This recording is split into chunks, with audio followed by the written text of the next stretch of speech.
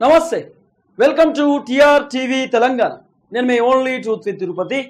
కేటీఆర్ అమెరికాకి వెళ్ళి దాదాపు వారం రోజులు పూర్తయిపోయింది.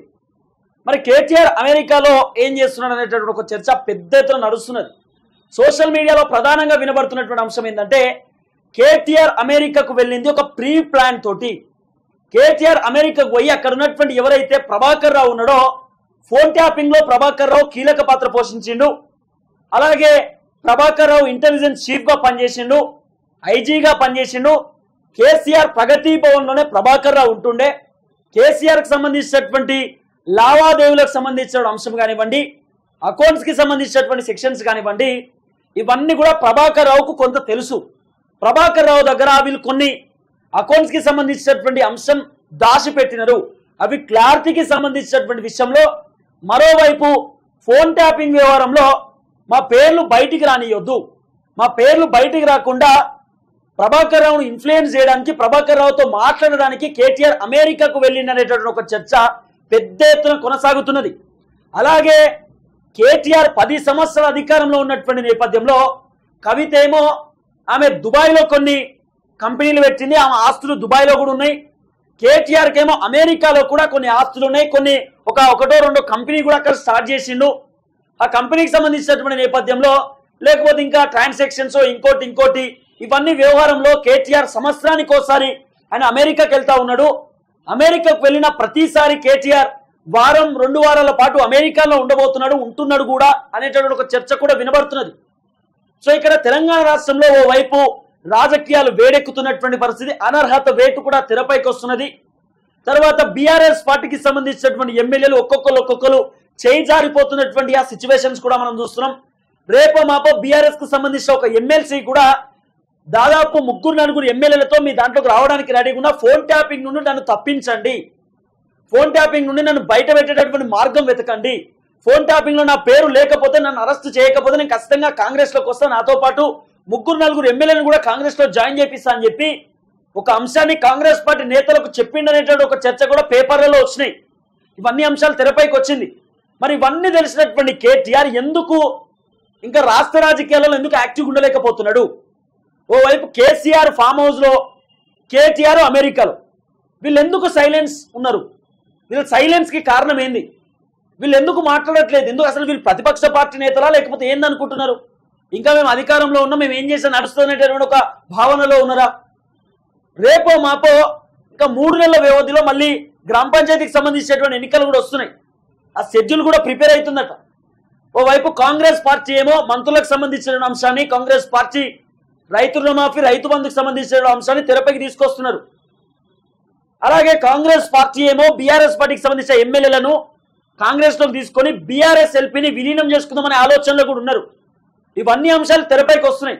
మరి ఇదే మూమెంట్ లో కేటీఆర్ అమెరికాకు వెళ్ళడానికి కారణం ఏంది? ఒకవేళ నిజంగానే కేటీఆర్ అమెరికాకు వెళ్ళి వాళ్ళ కొడుకుని కలిసి వాళ్ళ కొడుకుతో టైం స్పెండ్ చేద్దాము, హాలిడేస్ సందర్భంలో వాళ్ళ కొడుకుతో ఉందామనేటటువంటి మూమెంట్ ఉంటే మా అంటే వారం రోజులు లేకపోతే ఒక 3 నుండి 4 రోజులు ఉండొచ్చు. వారం దాటిన తర్వాత దాదాపు 10 రోజులు అవుతున్నది కేటీఆర్ అమెరికాకు వెళ్ళి, ఇప్పటిదాకా పత్తలేడు కేటీఆర్. మరి ఏం జరుగుతున్నది? కేటీఆర్ అమెరికా వెళ్ళడానికి గల కారణం ఏంది? ఎందుకు కేటీఆర్ అమెరికా చెక్కేసిండు? అక్కడ జరుగుతున్నటువంటి రహస్యం ఏంది? కేటీఆర్ అమెరికాలో ఏం చేస్తున్నాడనే చర్చ పెద్ద ఎత్తున వినబడుతుంది ఇప్పుడు. ఎందుకంటే కేటీఆర్ గతంలో అధికారంలో ఉన్నప్పుడు ఎప్పుడైనా అమెరికాకు పోయినా లేకపోతే ఎటైనా ఫారెన్ కంట్రీస్ లోకి పోయినా కూడా ఆయన ఫోటోలు పెడుతుండే, టిఫిన్ చేసినట్టు, ఏదో ఒక హోటల్ దగ్గర పోయి ఏదో తింటున్నట్టు, జ్యూస్ తాగుతున్నట్టు, లేకపోతే అక్కడ ఉన్నటువంటి బిజినెస్ మ్యాగ్నెట్స్ తో మాట్లాడుతున్నట్టు ఒక చర్చ నడుస్తుంది. కానీ ఇప్పుడు ప్రతిపక్షంలో ఉన్నటువంటి కేటీఆర్ అమెరికాకు వెళ్ళడానికి కారణం ఏంది? గతంలో అధికారంలో ఉండి అమెరికాకు, దుబాయ్కి, ఆస్ట్రేలియాకు, జర్మనీకి ఇవి పోయినా అంటే సరే అధికారం ఉన్నాడు కాబట్టి, ఐటీ మినిస్టర్ కాబట్టి ఏదైనా కంపెనీలకు సంబంధించిన విషయంలోనే ఇంకో అంశంని పోయే ప్రయత్నం చేసిన అనుకుందాం. మరి ఇప్పుడు ఎందుకు పోయింది కేటీఆర్ యుఎస్కి వెళ్ళడానికి గల రీజన్ ఏమొచ్చింది? వాళ్ళ కొడుకుని కలవనికి పోతే వారం రోజుల పాటు పోతారు, అంతకంటే ఎక్కువ పోడు కదా. ఇదే కేటీఆర్ తలుచుకుంటే వాళ్ళ కొడుకునే తెలంగాణకు పిలిపించుకుంటాడు, వాళ్ళ కొడుకుతో పాటే తెలంగాణలో ఉంటాడు. కేటీఆర్ పోతే ఒక్కడే పోవాడు అమెరికాకు, వాళ్ళ కొడుకు వస్తే ఫ్యామిలీ మెంబర్స్ అందరితో ఉంటాడు. ఇవన్నీ కేటీఆర్ తెలుసు. కాబట్టి కేటీఆర్ కేవలం ఫోన్ ట్యాపింగ్ వ్యవహారంలో ప్రభాకర్ రావుతో డిస్కస్ చేయడానికి, ప్రభాకర్ రావుతో మాట్లాడడానికి, ప్రభాకర్ రావుతో డిస్కస్ చేసి మా పేరు బయటికి రాకుండా చేయండి, ఇప్పుడు ఎందుకంటే ఫోన్ ట్యాపింగ్కి సంబంధించినటువంటి వ్యవహారం మళ్ళీ తెరపైకి వస్తుంది. ఆల్రెడీ హైదరాబాద్కి కొత్త సిపిని ఏర్పాటు చేసేటటువంటి ప్రయత్నం చేసినారు. తెలంగాణ ముఖ్యమంత్రి రేవంత్ రెడ్డి కొన్ని అంశాలపైన సిపిని పూర్తి స్థాయిలో ఎంక్వైరీ చేయమని చెప్పిండట. ఒకటి ఫోన్ ట్యాపింగ్కి సంబంధించిన వ్యవహారం, తర్వాత టీఎస్పీఎస్సీ పేపర్ లీక్కి సంబంధించినటువంటి భాగోతులు. ఇవి రెండు అంశాలు ప్రధానంగా సిపి చేతిలో పెట్టారు. సివి ఆనంద్ అని చెప్పి కొత్త సిపి వచ్చిండు, రిక్రూట్ చేశారు కొత్త సిపిని.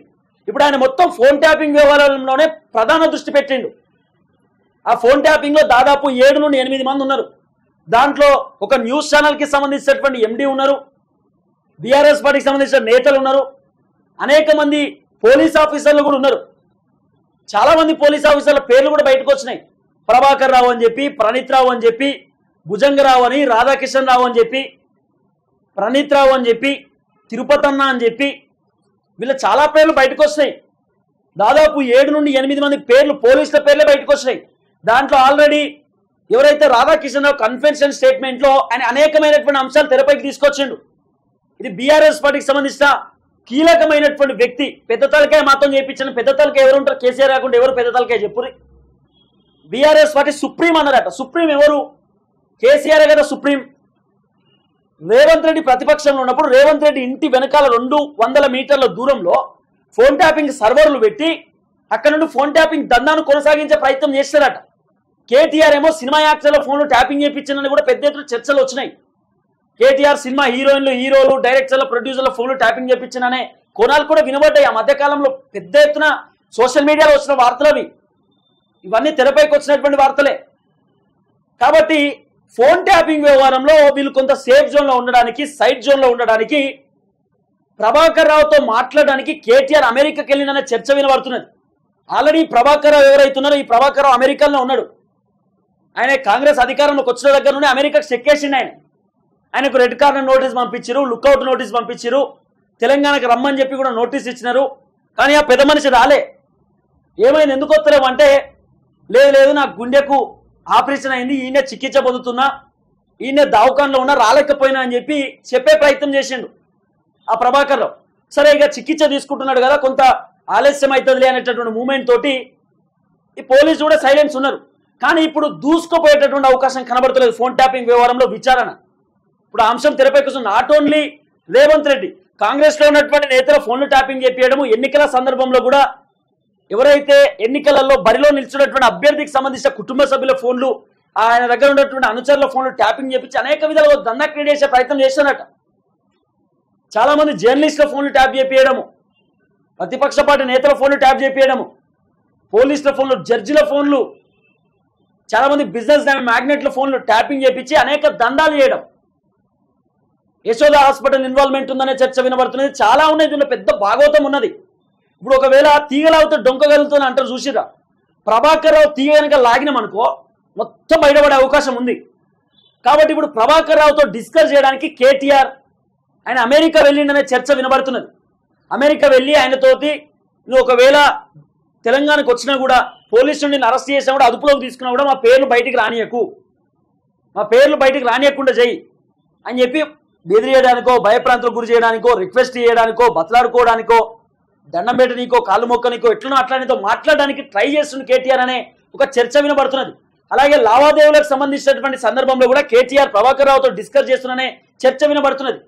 అలాగే కేటీఆర్ కు అమెరికాలో బిజినెస్ చేస్తా ఉన్నాడు, అమెరికాలో కంపెనీలు ఉన్నాయి, కేటీఆర్ ఆస్తులు కూడా అమెరికాలో దాచిపెడతా ఉన్నాడు అనే చర్చలు కూడా వినబడుతున్న పరిస్థితి. కాబట్టి కేటీఆర్ తేప కోసం అమెరికా పోవడానికి కారణము ఇవన్నీ జరుగుతూ ఉంది. ఇవన్నీ ఒక చర్చలు వినబడుతున్నటువంటి అంశం, ఇవన్నీ ఒక కోణాలు వినబడుతున్నాయి. కాబట్టి ఇప్పుడు కేటీఆర్ అమెరికాలో కనుక ప్రభాకర్ రావుతో మాట్లాడి కనుక మళ్ళీ రిటర్న్ అయితే, సివి ఆనంద్ ఆల్రెడీ మానిటరింగ్ చేస్తున్నాడు. ఒకవేళ కేటీఆర్ ప్రభాకర్ రావుతో మాట్లాడినట్టు ఏదైనా స్టేట్మెంట్ నిజంగానే అది నిజమే అయితే, లేకపోతే కేటీఆర్ మాట్లాడినట్టుగా ఏమైనా ప్రూఫ్స్ ఉంటే, ఎవిడెన్స్ ఉంటే, లేదా ప్రభాకర్ రావుని విచారణ చేసేటటువంటి సందర్భంలో కేటీఆర్ నన్ను కలిసిందని ఇట్లా ఒకవేళ అంటే రేపటి రోజు కేటీఆర్ అరెస్ట్ చేసేటటువంటి అవకాశం కూడా ఉండొచ్చు. కేటీఆర్ అమెరికాకు వచ్చిన వెంటనే ప్రభాకర్ రావుకు లుక్అవుట్ నోటీసులు, అలాగే రెడ్ కార్నర్ నోటీస్ ఇచ్చి మళ్ళీ రప్పించేటటువంటి సిచ్యువేషన్స్ కూడా చేయొచ్చు. ఈ ఫోన్ ట్యాపింగ్ అనేది అత్యంత ప్రమాదకరమైనటువంటి అంశంగా మారింది. ఎందుకంటే ఇది చాలా సీక్రెట్ మీటింగ్లు పెట్టుకున్నా కూడా ఇవన్నీ వినడము, ప్రోటోకాల్ అంశంలో కూడా అటు ఇటు చేయడము, లేకపోతే ఎమ్మెల్యేలో ప్రోటోకాల్ ఇవ్వకపోవడం. అంతేందుకు ఆఖరికి హరీష్ రావు ఫోన్ కూడా ట్యాపింగ్ జరిగిందట. హరీష్ రావు ఫోన్ కూడా ట్యాప్ చేసినట్టు 2016 నుండి స్టార్ట్ చేసినట్టు ట్యాపింగ్. 2016-17 నుండి ఇజ్రాయెల్కి సంబంధించినటువంటి దేశం నుండి 500 కోట్ల రూపాయల డబ్బులు ఖర్చు పెట్టి ఎక్విప్మెంట్స్ తీసుకొచ్చి ఈ మొత్తం సర్వర్లు ఒక 10 దగ్గర సర్వర్లు పెట్టి, మామిడికాయ తోటతో సర్వర్ పెట్టిరట, పత్తి చేళ్లలో సర్వర్లు పెట్టి కూడా విన్నారట వీళ్ళంతా. వీళ్ళకి ఇదే పనిగా దాదాపు 40 నుండి 50 మంది ఒక టీంని, ఎస్ఐబి ఆఫీస్ సంబంధించిన టీంని పెట్టినారు. దానిలో మొత్తం ఇదే పని. ఆఖరికి ఎస్ఐబికి సంబంధించినటువంటి ఎవరైతే ఆఫీసర్ ఉంటాడో సిఐ ఆ ప్రణీత్ రావు, ఆ ఆఫీసు పోయి అక్కడ ఉన్న ఎక్విప్మెంట్స్ అన్ని కూడా తగలబెట్టే ప్రయత్నం చేసిండు.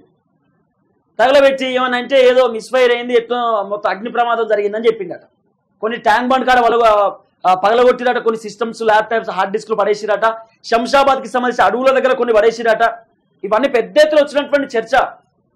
ఇది కేటీఆర్ పాత్ర ఉంది, కేసీఆర్ పాత్ర ఉంది. కేసీఆర్ సేఫ్ జోన్ లో ఉండడానికే కేసీఆర్ కేటీఆర్ ను అక్కడికి అమెరికా పంపించిన చర్చ వినబడుతున్నది. కవిత ఇంటికి వచ్చినటువంటి వెంటనే ఆ మరుసటి రోజు పొద్దునే కేటీఆర్ బయలుదేరిండు అమెరికాకు. అదే రోజు కేటీఆర్కి ఏం పని ఉంది? వాళ్ళ చెల్లెతో ఉండొచ్చు కదా, కుటుంబ సభ్యులతో ఉండొచ్చు కదా. మరి సడన్ గా ఆయన పోవడానికి, అమెరికా పోవడానికి కారణం ఏమొచ్చింది? కవిత బయటకు వచ్చింది కాబట్టి next target KCR, KTR arrest చేయవచ్చు కాంగ్రెస్ ప్రభుత్వం అనే ఓపులోకి వచ్చింది వీళ్ళంతా.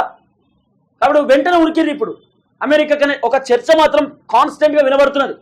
సో చూద్దాం ఏం జరగబోతుందో. కేటీఆర్ నిజంగానే ఒకవేళ ప్రభాకర్ రావుని కలిస్తే కొంత ఇబ్బందికరమైనటువంటి వాతావరణం ఎదురు కావచ్చు అనేటటువంటి ఒక అంశం కూడా తెరపైకి వస్తున్న పరిస్థితి.